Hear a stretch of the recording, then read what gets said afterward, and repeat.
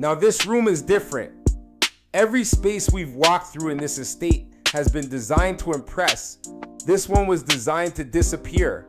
This is the private lounge, and unlike the grand public rooms of this home, this space was built for one purpose: intimate, total privacy. The kind of room where the most important conversations happen, where deals get made, where you come when you need to think. Look at the walls, floor to ceiling, burled walnut paneling.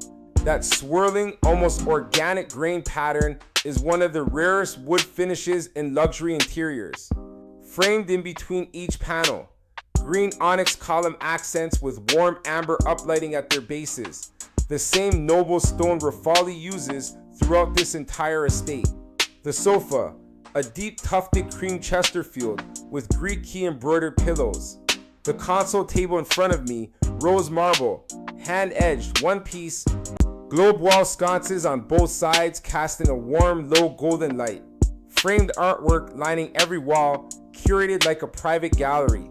The floor shifts here too, herringbone wood under a deep emerald green rug, grounding the whole room in richness and weight.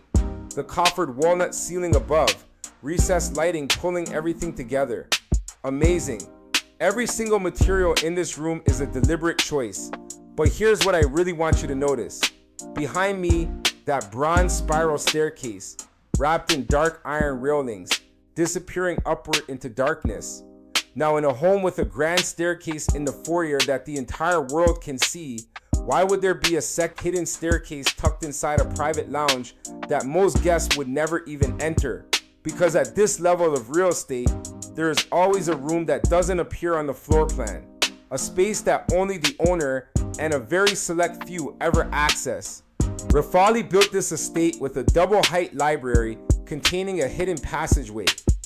Every billionaire needs one. Let's go up and take a look.